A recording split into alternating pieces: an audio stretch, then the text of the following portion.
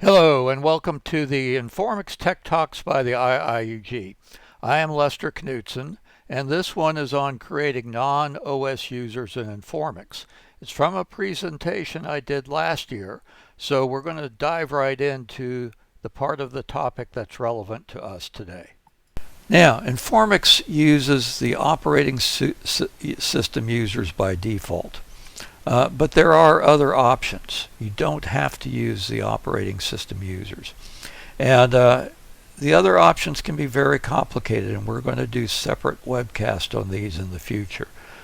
You can use PAM, which is any kind of external authentication like Kerberos, or if you have Microsoft Active Directory. You can plug those into Informix via the operating system. Something that I think is really cool is Informix also supports internal users. Now this is new in 12 and 14. I've been leery of it for a while because when I first tried it out it didn't quite work the way I expected, but it does work very well. And what I'd like to do is end with a little bit on using internal users. Internal users are non-OS users, so they don't have a Unix login. They're only allowed to log in with Informix.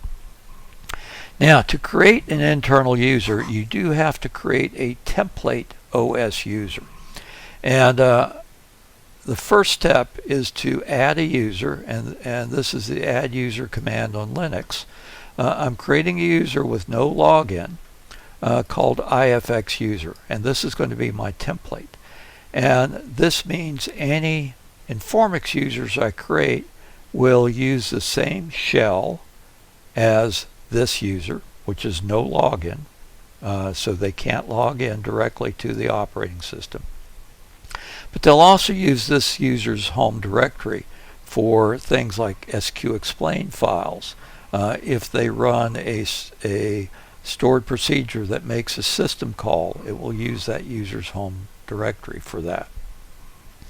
The second step is you have to tell Informix who this default user is. And it's very simple. You create a file in etc Informix called allow surrogates, and you give it the name of that default user. This is the format of that file. Then you have to turn on user mapping in the onConfig file. And there are several levels of user mapping. I'm just going to issue the command to turn on basic levels. I don't like using internal users for anything other than basic, even though you can. You can get very advanced with this. One thing I would really strongly recommend is you always have the user Informix be an OS user, so that if your Microsoft Active Directory is down, you can still log in as Informix. If it's not an internal user, if your external system is down, it won't work. And you don't want to set up a default for Informix, because that would be giving everybody super user power.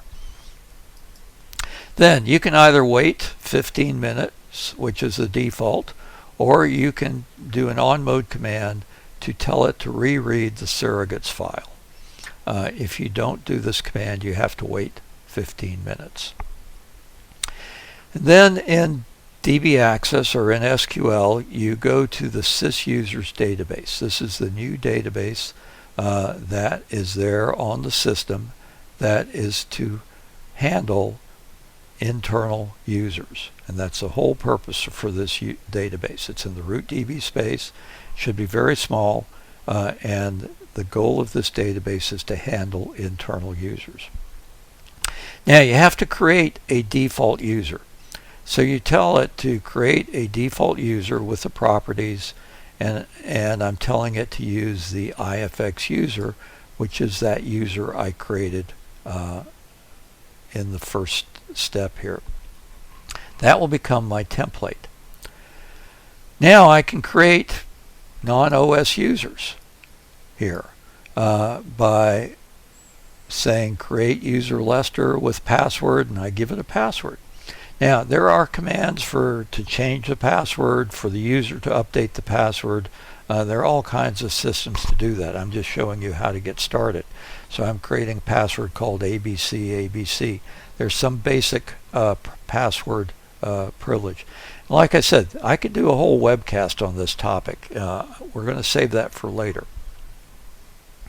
Once I've created a internal user, I can then grant them privileges on a database. So here I've created 3 users, Lester, Tom, Mike, and here I'm granting them to connect to the Benchmark 1 database. So let's take a look at how this works.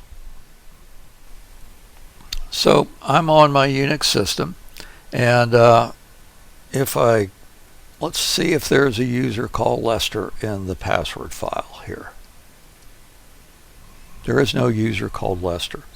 Now, I'm logged in as Informix. If I go into DB Access and hit connect and say let's connect to my server as Lester, I'm going to get an error that Lester is not known to the database server. So my goal in this exercise is to create the user Lester here as a non-OS user that is only known in the database server. Now to do that, the first 2 steps I showed you I have to do as root. So let me log into root, and I'm going to add a default user. And so now I've got a default user. If I grep ifx user in the etc password file, it's there, and you notice it's got a shell of no login, so that user can never log in to the server. Next thing I want to do is create the surrogates allow file, and so let's create that.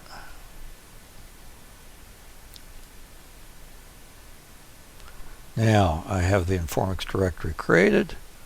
I'm going to create that, and boom, let's cat it to make sure that it looked okay.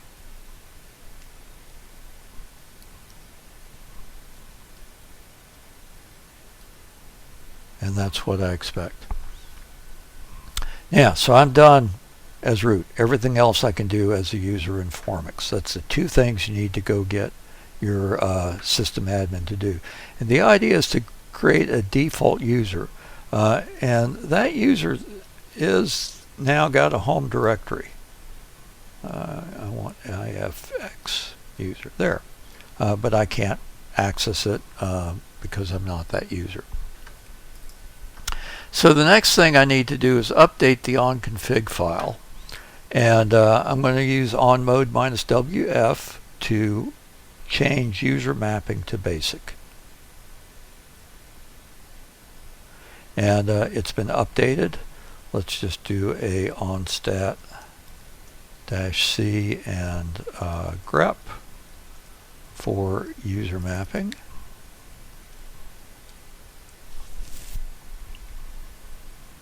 And you can see it says that it is now basic. Now I could wait 15 minutes or I could just tell Informix to reload the cache. And I'm going to tell Informix to reload the cache. And so now it has reread that cache, it knows about the surrogates, and it's ready to accept users.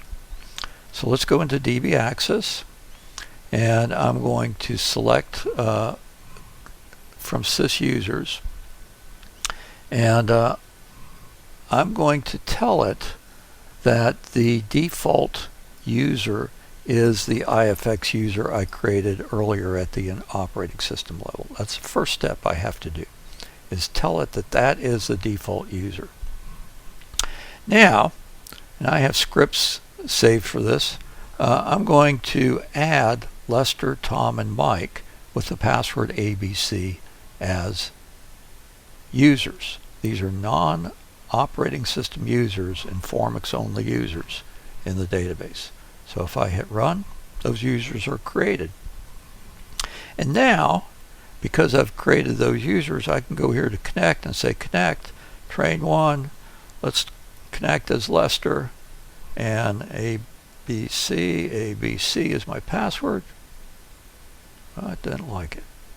Connect, train 1, ABC. Oh, no. Connect, train 1, Lester, ABC. And there I am. Got to type the password right to get in. So I am a non-OS user using Informix.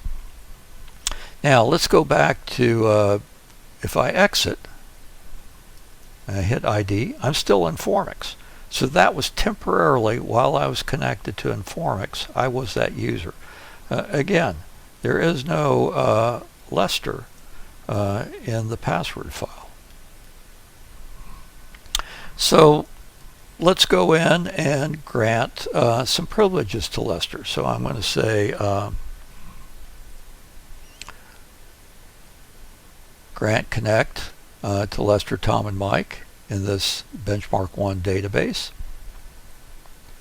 And now if I exit and go to database and say select, and I select, exit, go to connect as Lester.